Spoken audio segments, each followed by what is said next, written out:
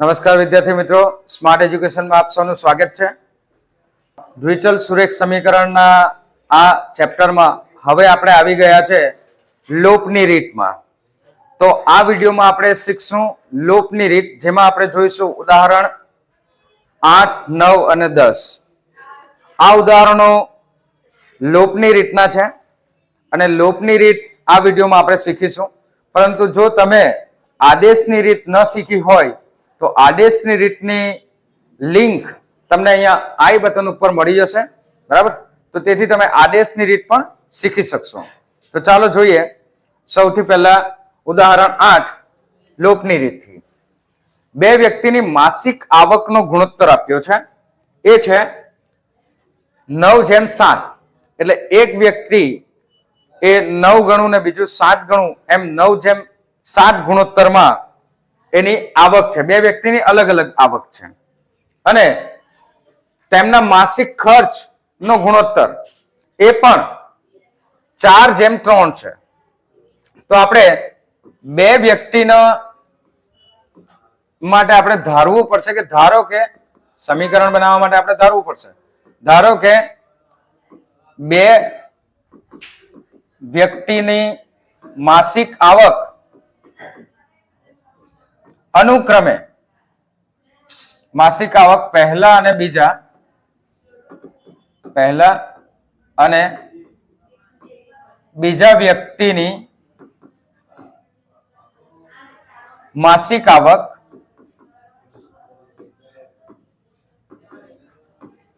અનુક્રમે, ધારો કે પહેલા અને બીજા વ્યક્તિની માસિક આવક અનુક્રમે 9x અને 7x છે. 9x અને 7x છે. બંને માટે આપણે x જ ધાર્યું છે, કારણ કે આવક માટે આપણે શું ધાર્યું છે? x. આવક માટે આપણે શું ધાર્યું છે? x. તેવી જ રીતે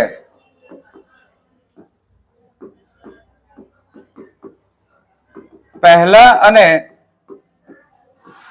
બીજા વ્યક્તિની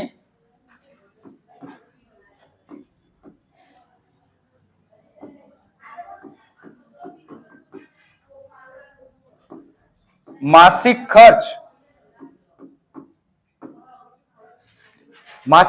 માટે શું આપ્યું છે? 4:3. તો માસિક ખર્ચ આપણે ધારીશું 4y અને 3y છે, બરાબર? તો જો દરેક વ્યક્તિ, બંને વ્યક્તિ એટલે પહેલો વ્યક્તિ અને બીજો વ્યક્તિ બંને 2000 રૂપિયાની બચત કરે છે. કેટલાની બચત કરે છે? 2000 રૂપિયાની બચત કરે છે. તો તેમની માસિક આવક શોધો. તો પહેલા વ્યક્તિ માટે બચત, પહેલા વ્યક્તિ માટે બચત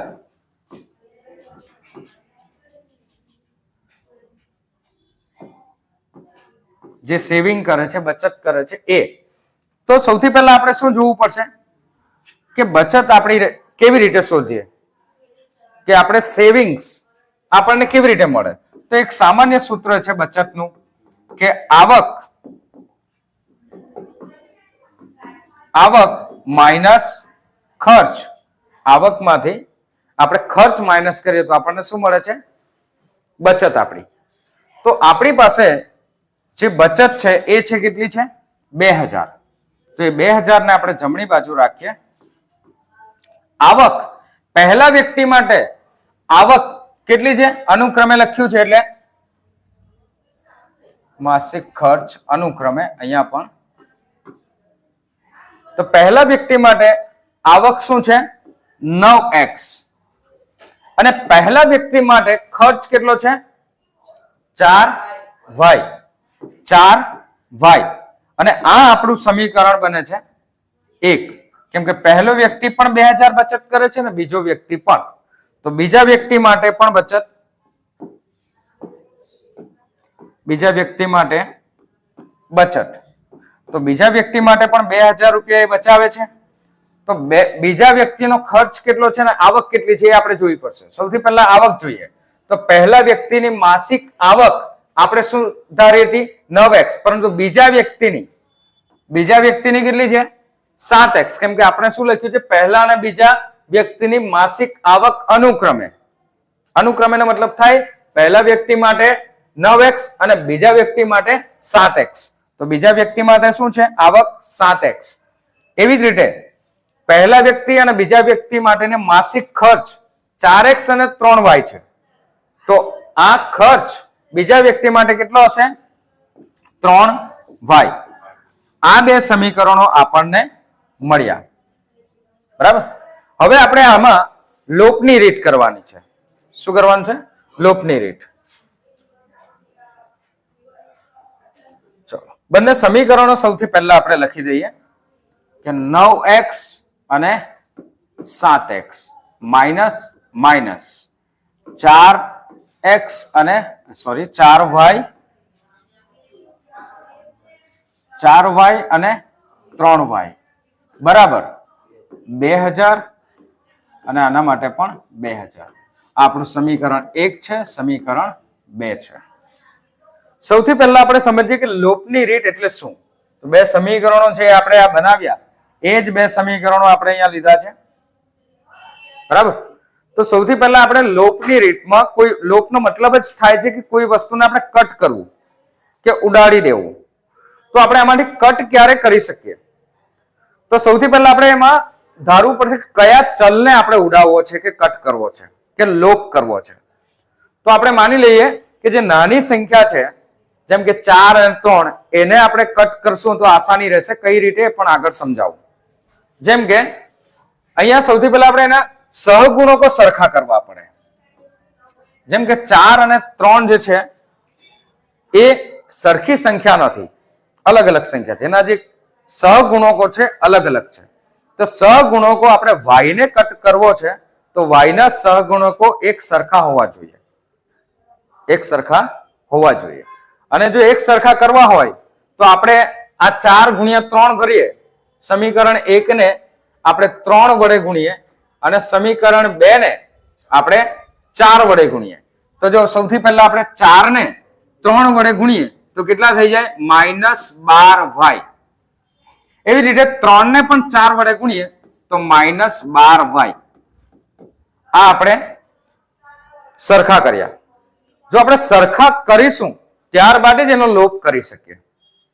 સરખા સહગુણકો કરશું ત્યારબાદ જ આપણે એનો લોપ કરી શકીએ. બરાબર છે. હવે આપણે એક પદનો જ ગુણાકાર કર્યો છે, પણ આપણે સમીકરણના બધા જ પદનો ગુણાકાર કરવો પડે. એટલે આ 3 નો ગુણાકાર 9 સાથે પણ થશે. એટલે 9 તારીખ કેટલા થશે 27x, અને આ 9 નો ગુણાકાર આપણે ઓલરેડી 4 સાથે કરી દીધો, 4 તારીખ 12y. 3 નો ગુણાકાર, અને 3 નો ગુણાકાર 2 સાથે કરીએ તો કેટલા થશે 6000. બરાબર. અને એવી જ રીતે આ 4 નો ગુણાકાર આપણે કરીએ 7 સાથે તો 7 ચોક 28x. 4 નો ગુણાકાર આપણે 3 સાથે કરી દીધો છે, 4 તારીખ 12y, અને 4 નો ગુણાકાર 2 સાથે કરીએ તો 4 દુ 8000. હવે સમીકરણમાં આપણે એક લાઈન લખીએ છીએ.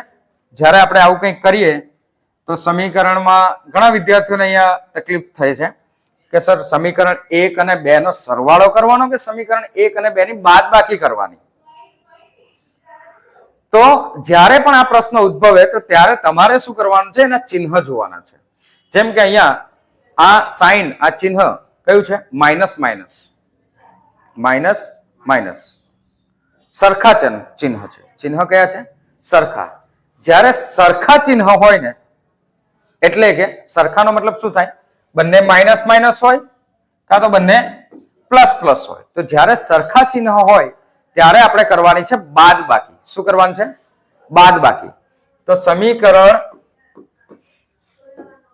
1 માંથી 2 ને બાદ કરતા શું લખવાનું છે આપણે સ્ટેટમેન્ટ ઉપર વિધાન, સમીકરણ 1 માંથી 2 ને બાદ કરતા. ક્યારે આવું કરવાનું છે? જ્યારે બંને ચિહ્નો જે આપણે ચલના ઉડાવવાના છે કે કટ કરવાના છે કે લોપ કરવાના છે એ સરખા હોય ત્યારે. ત્યારે સરખા હોય તો બાદ બાકી, પરંતુ અલગ અલગ હોય, જેમ કે એક માઇનસ છે ને એક પ્લસ છે, કે એક માઇનસ છે એક પ્લસ છે ને એક માઇનસ છે, તો આ ચિહ્ન કેવા થઈ ગયા? અલગ અલગ હોય. તો અલગ અલગ હોય ત્યારે આપણે શું લખીશું અહીંયા સ્ટેટમેન્ટમાં? સમીકરણ 1 અને 2 નો સરવાળો કરતા બાદ કરવાની જગ્યાએ આપણે શું કરીશું? સરવાળો. આપણે આ દાખલા માટે બંને ચિહ્નો કેવા છે? સરખા. તો આપણે શું કરીશું? બાદ બાકી. ને બાદ બાકી કરીએ તો બધા ચિહ્ન બદલાય. તો અહીંયા વત્તા છે, આ વત્તા છે જે આપણે લખતા નથી, આપણે ઓછા કર્યું. અહીંયા ઓછા છે તો આપણે શું કરીશું? વત્તા. અહીંયા વત્તા છે તો આપણે શું કરીશું? ઓછા. બરાબર? આ રીતે થશે. એટલે સૌથી પહેલા તો સહગુણકોને આપણે સંતુલિત સરખા કરવા પડે. જે પણ ચલ આપણે ધારીએ તે, ને કયો ચલ ધારવાનો? તો જેમાં આપણે ગુણાકાર નાનો કરી શકીએ, જેમ કે 4 અને 3 નો ગુણાકાર આપણે નાનો છે, પણ 9 અને 7 નો ગુણાકાર એને પણ આપણે 63 કરી શકીએ. 7 9 63. પણ એ ગુણાકાર આ બીજી બધી સંખ્યા સાથે બહુ મોટો થઈ જશે. એવી રીતે પણ દાખલો સોલ્વ થશે, પણ એ ગુણાકાર મોટો થઈ જશે. આખી જે દાખલાની પ્રક્રિયા મોટી થઈ જશે, અને જેટલી મોટી પ્રક્રિયા હશે એમાં ભૂલ થવાની શક્યતા પણ વધારે છે. એટલે આપણે એવા ચલને પસંદ કરવાનો જેની સાથે સહગુણકો નાની સંખ્યામાં હોય. તો આપણે 4 અને 3 એ નાની સંખ્યાને ગુણાકાર કર્યો અને એ ચલને સરખા કરીને આપણે ઉડાવવાનો પ્રયત્ન કર્યો. બરાબર? એટલા માટે આપણે આ કર્યો. જે આગળ તમને પ્રશ્ન કીધું ને, કેમ 4y ને જ આપણે સિલેક્ટ કર્યો લોપ કરવા માટે? કેમ કે 4 અને 3 એ નાની સંખ્યા છે. કોના કરતા? 9 અને 7 કરતા. તો એ ગુણાકાર નાનો થશે. જ્યારે 7 અને 9 નો ગુણાકાર એ ઘણો મોટો થશે. બરાબર? એ લેન્ધી પ્રક્રિયા થઈ જશે, દાખલામાં ભૂલ થવાની શક્યતા વધારે છે. એટલે આપણે પસંદ કરવાનો એવો ચલ x કે y માંથી જેના સહગુણકો નાની સંખ્યામાં હોય, અને સંતુલિત કરવાના, સરખા કરવાના. સરખા કર્યા તો જ 12 માંથી 12 આપણે કટ કરી શકીએ ને. હવે જોજો, આ જે માઇનસ છે, આ માઇનસ ને આપણે કટ કરી દેવાનું, આને આપણે ધ્યાનમાં લેવાનું નથી. આ માઇનસ ને ધ્યાનમાં લેવાનું નથી. આ પણ જે આના ચિહ્ન છે એ ધ્યાનમાં લેવાના નથી. ધ્યાનમાં લેવા નહીં, ધ્યાનમાં ના લેવા. બરાબર? ચિહ્ન કયા ધ્યાનમાં નથી લેવાના? જે આ વચ્ચેનું સમીકરણ છે એ ચિહ્ન ધ્યાનમાં નથી લેવાના. હવે આપણા ચિહ્ન કયા છે? જે આપણે નીચે લખ્યા એ જ આપણા ચિહ્ન છે. બરાબર? તો આ 12 માંથી 12, આ 12 માઇનસ છે, નીચે વાળું આ ચિહ્ન આપણે ધ્યાનમાં લેવાનું નથી. આપણે આ ચિહ્ન ધ્યાનમાં લેવાનું, પ્લસ નું ચિહ્ન 12 માટે ધ્યાનમાં લેવાનું. એટલે આ માઇનસ અને આ પ્લસ, તો આ 12 12 માંથી 12 જાય, કટ થઈ ગયો, આપણો લોપ થઈ ગયો. શું થઈ ગયું? લોપ થઈ ગયો. એટલે જ આ રીતને આપણે લોપ કહીએ છીએ. તો 12 અને 12y કેન્સલ થઈ ગયા. હવે 28 માંથી 27 એ તો કેન્સલ થવાના નથી, પણ માઇનસ તો થશે ને. 28 માંથી 27 તો 1x, 1 નો ડિફરન્સ છે. અને બીજું, સંખ્યા કઈ મોટી છે એનું ચિહ્ન આવશે. તો 28 છે, એનું ચિહ્ન માઇનસ છે, એટલે અહીંયા આવશે માઇનસ. એવી રીતે આ પણ પ્લસ છે, પણ આપણે એને ધ્યાનમાં લેવાના નથી. શું છે? -8000 છે. તો -8000 માંથી તમે 6000 પ્લસ છે, તો બચે કેટલા? 2000 ડિફરન્સ બંનેનો. અને ચિહ્ન કયું આવશે? માઇનસ નું. બરાબર? એટલે અહીંયા બંને બાજુ માઇનસ માઇનસ છે એ નીકળી જશે, અને x ની કિંમત, આવક આપણને મળશે 2000. શું મળશે? 2000. હવે આ જે આવક મળી એને આપણે સમીકરણ 1 માં મૂકો, 2 માં મૂકો, જેમાં મૂકો તેમાં મૂકી શકીએ. બરાબર? અને y શોધી શકીએ. સમીકરણ 1 માં x બરાબર 2000 લેતા, સમીકરણ 1 છે 9x ઓછા 4y બરાબર 2000. તમે સમીકરણ 2 માં પણ આ કિંમત મૂકશો, જવાબ આવશે. તો 9 અને x ની કિંમત કેટલી છે? 2000 માઇનસ 4y બરાબર 2000. 9 દુ 18000 માઇનસ 4y બરાબર 2000 ઓછા 4y બરાબર 2000, અને આ વત્તા 18000 છે, જમણી બાજુ જાય તો એ માઇનસ 18,000 માઇનસ 4y બરાબર 18 માંથી 2 કટ કરો માઇનસ કરો કેટલા આવે 16 ચિહ્ન આવશે કોનું મોટી સંખ્યા માઇનસ નું તો 16,000 તો y બરાબર આવશે માઇનસ 16,000 ભાગ્યા 2,000 સોરી 4 કેટલા આવશે 4 ઓછા 4 અને આ 4 ચોક 16 4 ચોક 16 માઇનસ માઇનસ પણ કટ થઈ જાય બચે શું y બરાબર 4,000 શું મળ્યું y બરાબર 4,000 હવે x અને y તો મળ્યા છે પરંતુ બંને વ્યક્તિની આવક અને બંને વ્યક્તિના ખર્ચા આપણી પાસે નથી તો એ શોધી કાઢીએ તો પહેલા વ્યક્તિની આવક અને પહેલા વ્યક્તિનો ખર્ચ પહેલા વ્યક્તિ માટે આવક શું છે એની 9x તો 9 ગુણ્યા 2000 પહેલા વ્યક્તિની આવક કેટલી છે 18,000 ખર્ચ કેટલો છે પહેલા વ્યક્તિનો ખર્ચ 4y શું છે 4y તો 4y 4 ગુણ્યા 4,000 y ની કિંમત જે આવી તે ટોટલ કેટલા આવશે 16,000 હવે તમે માઇનસ કરો આવક માંથી ખર્ચ 18,000 માંથી ખર્ચ એનો 16,000 2,000 આવે ને એટલે આપણે સમીકરણ સાચું છે અને બીજા વ્યક્તિ માટે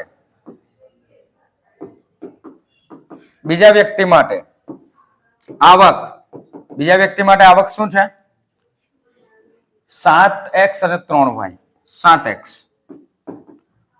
ઓકે અને ખર્ચ છે 3y તો 7 ગુણ્યા કેટલા કરીશું આવક 2,000 અને ખર્ચ 4,000 7 દુ 14,000 અને 3 ચોક 12,000 તો જો 14 અને 12 એનો પણ ડિફરન્સ કેટલો આવ્યો 2,000 તો આવી રીતે આપણે સમીકરણો સોલ્વ કરી શકીએ છીએ બરાબર છે તો આ હતી આપણી લોપની રીત હવે આપણે જોઈએ ઉદાહરણ 9 માં સીધા સમીકરણ આપણને આપી દીધું અને કહી દીધું છે કે લોપની રીતનો ઉપયોગ કરો ચાલો સમીકરણ લખીએ તે પહેલા આપણે જોઈએ કે જો અહીંયા 2 છે અહીંયા 4 છે અહીંયા 3 છે અને અહીંયા 6 છે તો આપણે x ને ઉડાવવાનો પ્રયત્ન કરીએ લોપ કોનો કરીએ x નો જો x નો લોપ કરીએ તો x ના સહગુણકો સરખા હોવા જોઈએ તો સમીકરણ જે છે 2x + 3y = 8 અને 4x + 6y = 7 સમીકરણ 1 ને કેટલા વડે ગુણું મારે લોપ કોનો કરવાનો છે x નો તો આ સમીકરણના સહગુણકોને સરખા કરવા માટે મારે માત્ર એક જ સમીકરણને ગુણવું પડે એવું છે કેમ કે અહીંયા 4 છે જ નીચે તો 4 છે જ નીચે બીજા સમીકરણમાં ઉપરના આ પહેલા સમીકરણમાં આ પહેલું સમીકરણ અને આ બીજું સમીકરણ પહેલા સમીકરણને માત્ર 2 વડે ગુણીશ તો સહગુણકો એના સરખા થઈ જશે બીજા સમીકરણને ગુણવાની એમાં કોઈ જરૂર નથી તો સમીકરણ 1 ને 2 વડે ગુણી હવે અહીંયા આપણે શું લખીએ છીએ સરવાળો કરતા કે બાદબાકી કરતા તો બંનેના ચિહ્ન જોઈ લો શું છે બંનેના ચિહ્ન 2 નું ચિહ્ન શું છે પ્લસ 4 નું ચિહ્ન શું છે પ્લસ સરખા છે ને સરખા હોય તો શું કરવાનું બાદબાકી અલગ અલગ ચિહ્ન હોય તો સરવાળો તો અહીંયા ચિહ્ન કેવા છે સરખા એટલે આપણે અહીંયા શું લખશું સમીકરણ 1 ને 2 વડે ગુણી બાદબાકી કરતા તો સૌથી પહેલા આપણે સમીકરણ આ 1 છે એને 2 વડે ગુણીને અહીંયા લખીએ છીએ 2 દુ 4x વત્તા 3 દુ 6y બરાબર 8 દુ 16 આ ગુણી કાઢ્યું અને સમીકરણ 2 ને કોઈ કરવાની જરૂર જ નથી કારણ કે અહીંયા 4x પહેલાથી છે જ આપણી પાસે સહગુણક સરખો થઈ જ જાય છે પ્લસ કેટલા છે 6y બરાબર 7 હવે અહીંયા આપણે બાદ કરીએ તો માઇનસ માઇનસ અને માઇનસ. તો જોજો તમે અહીંયા ધ્યાનથી જોશો તો બંને સમીકરણોમાં બંને ચલ ઉડી જાય એવા છે. બંને ચલ ઉડી જાય એવા છે. 4 માંથી 4 જાય, ચલ ગયો આપણો, એક ચલ ગયો.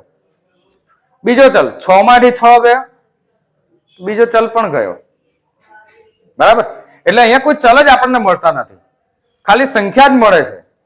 એટલે આ બે સમીકરણો સરળ હવે આપણે એને જોઈએ. a1 a2 a1 કેટલા છે 2 ને a2 4 તો આવશે 1/2. પછી b1 b2 b1 b2 એના માટે શું આવશે 3/6 એ પણ 1/2. પણ c1 c2 થશે -8 અને -7 એટલે કે 8/7. તો અહીંયા આપણી શરત આવે છે a1 a2 equal to b1 b2 equal to c1 c2 અને આ not equal to c1 c2 equal થતા નથી. એટલે કે a1 a2 not equal to c1 c2 અને b1 b2 not equal to c1 c2. ને આ શરત જ્યારે મળે ત્યારે આમાં ઉકેલ નથી. ને ઉકેલ નથી તો સમાંતર રેખા બરાબર, સમાંતર રેખા મળે. અને સમાંતર રેખા મળે એટલે આવા સમીકરણો એ સુસંગત નથી. પરંતુ આપણે અહીંયા શીખી રહ્યા છે લોપની રીત. આપણે શું કરવાનું છે મેં તમને સમજાવી દીધું કે સમીકરણ 1 ના સહગુણકો જો સરખા થતા હોય, એકને જ ગુણવાથી, કોઈ પણ એક સમીકરણને ગુણવાથી, તો આપણે સરખા કરી લેવાના છે. અહીંયા હા આ પરિસ્થિતિ અને આ સમીકરણ મુજબ એવું થાય છે કે બંનેનો લોપ થઈ જાય છે. બરાબર.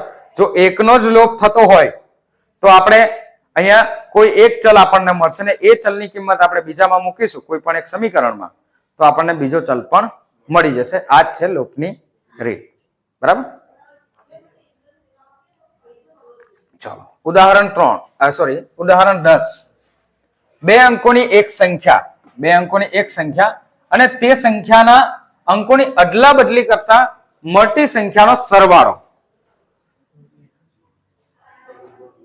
જો તે સંખ્યાના અંકોનો તફાવત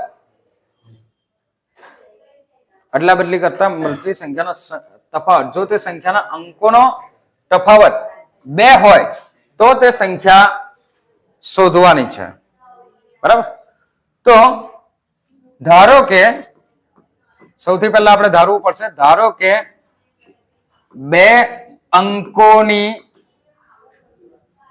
એક સંખ્યામાં જ્યારે 2 અંકોની સંખ્યા હોય તો એકમનો અંક અને દશકનો અંક આવે. કયો અંક આવે? એકમનો અંક અને દશકનો અંક. તો એકમનો અંક આપણે ધારીએ છીએ x, તમે y પણ ધારી શકો. એકમનો અંક x અને દશકનો અંક y છે. બરાબર. આ પરિસ્થિતિ છે અત્યારે. હવે તો મૂળ સંખ્યા કઈ બને? આ સંખ્યા જે અત્યારની સંખ્યા આ પરિસ્થિતિ મુજબ કે એકમનો અંક x હોય, દશકનો અંક y હોય. જેમ કે 2 અંકની કોઈ પણ એક સંખ્યા લઈ લઈએ. આપણે માની લઈએ કે 15 છે. તો 15 ને આપણે કેવી રીતે લખીએ? 10 એકુ 10 વત્તા 5 આ રીતે લખી શકીએ. બરાબર. જેમાં આ 1 એ શું છે? દશકનો અંક. શું છે? આ શું છે? દશકનો અંક. ને આ સંખ્યા એ કયો અંક છે? એકમનો અંક. આ રીતે લખી શકીએ ને. તો આપણે અહીંયા 10 લખીએ કેમ કે જ્યારે બી 2 અંકની સંખ્યા છે એમાં દશક તો આવવાનો જ છે. બરાબર. 2 અંકની સંખ્યા 10 થી 99 સુધીની હોય તો આપણો જે જવાબ આવશે એ સંખ્યા એ 10 થી 99 ની વચ્ચે જ આવશે. એ પણ ફિક્સ છે. પણ કઈ સંખ્યા છે ખબર નથી. હવે અહીંયા આપણે શું લખીએ? દશકનો અંક. તો દશકનો અંક આપણો કયો છે? y. દશકનો અંક કયો છે? y. અને એકમનો અંક કયો છે? x. એટલે આપણી આ મૂળ સંખ્યા 10y + x આ બની. આ આપણી સંખ્યા બની. હવે બે અંકોની એક સંખ્યા અને તે સંખ્યાના અંકોની અદલાબદલી કરતા મળતી સંખ્યાનો સરવાળો, અદલાબદલી કરતા મળતી સંખ્યાનો સરવાળો જો તે સંખ્યાના અંકોનો તફાવત 2 હોય તો તે સંખ્યા શોધો. તો સૌથી પહેલા હવે તો આપણે અદલાબદલી કરતા મળતી નવી સંખ્યા શોધવી પડશે. અંકોની અદલાબદલી કરતા મળતી નવી સંખ્યા, અંકોની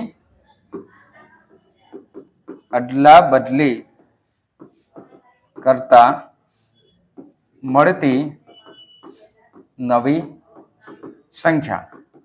તો અદલાબદલી જો કરીએ તો નવી સંખ્યા આપણને શું મળશે? 10y છે તો y ની જગ્યાએ જેમ કે અહીંયા 15 લખ્યા તો આપણે શું કરવા પડે? એના 51 કરવા પડે. એટલે એકમનો અંક છે દશકનો અંક બની જાય, અને દશકનો અંક એકમનો અંક બની જાય. તો અહીંયા આપણે શું કરીશું? 10 જ્યાં x લખ્યા છે ત્યાં શું લખશું આપણે? સોરી, y લખ્યા છે ત્યાં x અને x લખ્યા છે ત્યાં y. તો આપણી નવી સંખ્યા શું પડશે? 10x + y. હવે આ બે સંખ્યા, જે એક તો મૂળ સંખ્યા એટલે બે અંકની એક સંખ્યા, અને બીજું અહીંયા છે કે સંખ્યાને અદલાબદલી કરતા મળતી સંખ્યા, આનો સરવાળો, એનો મળતો સંખ્યાનો સરવાળો છે. બરાબર? તો એ મળતી સંખ્યાનો સરવાળો કોણ છે? કઈ સંખ્યા છે? ધ્યાનથી સમજજો. આ વિધાન બહુ જ ગૂંચવી શકે છે તમને. બરાબર? તો બે અંકોની સંખ્યા એ આ મૂળ સંખ્યા આ છે, અને તે સંખ્યાના અદલાબદલી કરતા સંખ્યા મળી એ છે આ 10x + y નવી સંખ્યા. એ સંખ્યા મળતી સંખ્યાનો સરવાળો છે. બે અંકોની સંખ્યા છે એ જ સરવાળો છે. હવે બે અંકોની જો આપણે જો સંખ્યા શોધીએ તો બે અંકોનો બીજું આપણને અહીંયાથી વિધાન મળે કે તે સંખ્યાઓનો તફાવત એ કેટલો છે? 2 છે. એ સંખ્યાઓનો તફાવત કેટલો છે? 2. તો બીજું એક સમીકરણ આપણને મળશે. તો જો આ રીતે થશે: 10y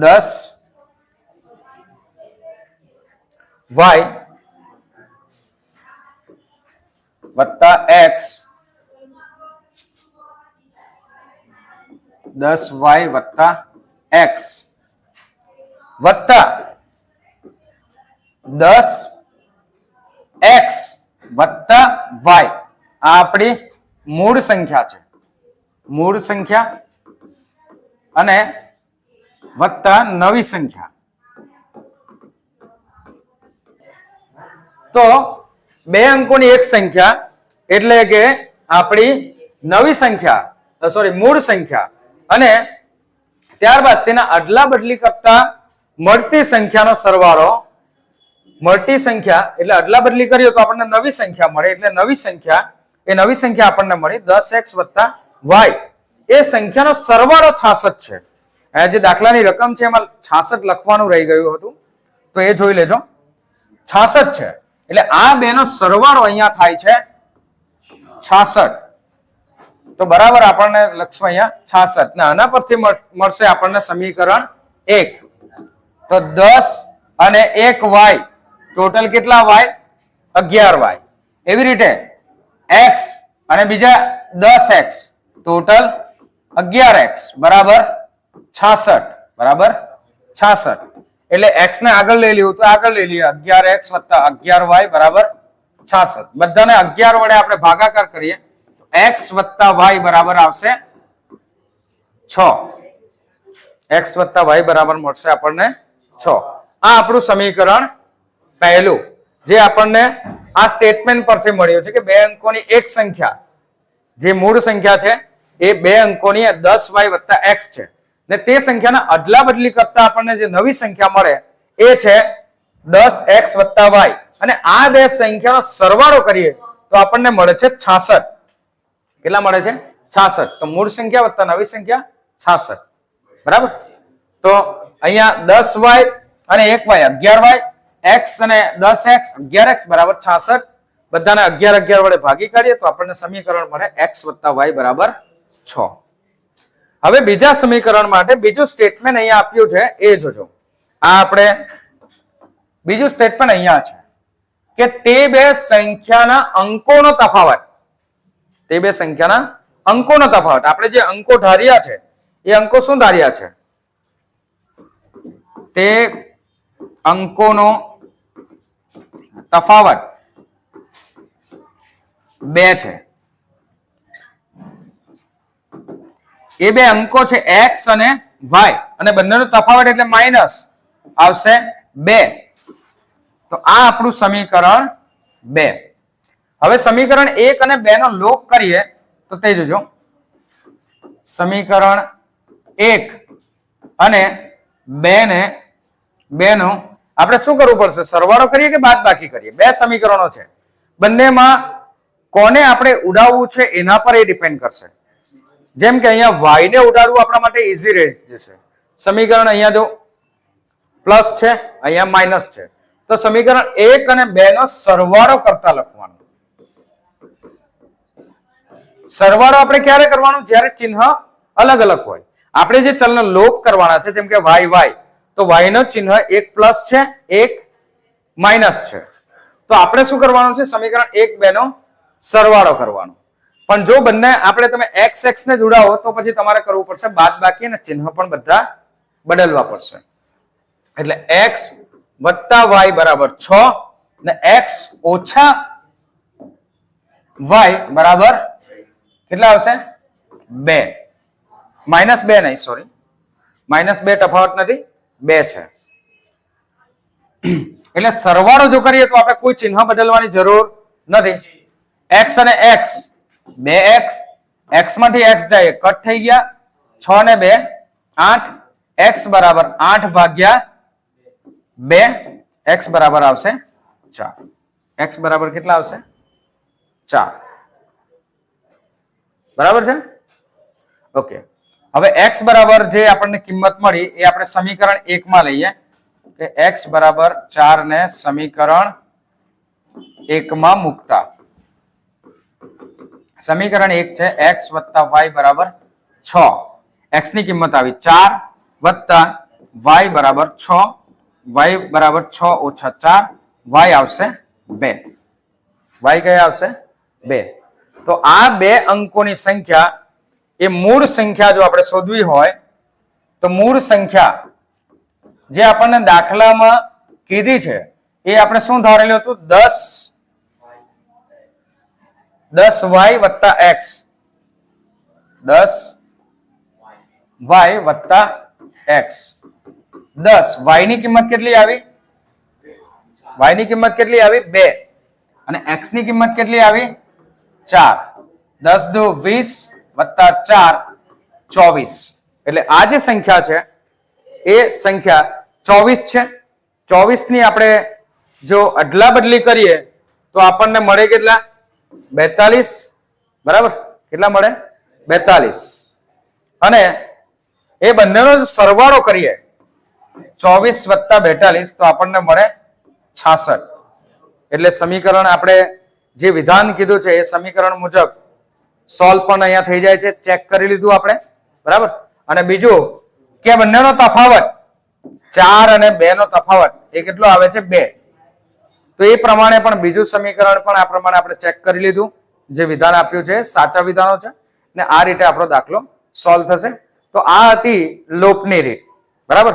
હવે પછી આપણે સ્વાધ્યાય 3.3 જોઈશું જેમાં આપણે લોપની રીતના બીજા અન્ય દાખલાઓ પણ જોઈશું. જો આદેશની રીતના દાખલાઓ પણ આવતા હોય તો એ પણ જોઈશું. તો નવો વિડીયો હવે શોર્ટ ટાઈમમાં આવી જશે. તો લાઈક કરો, શેર કરો, સબસ્ક્રાઇબ કરો. આભાર. Thank you.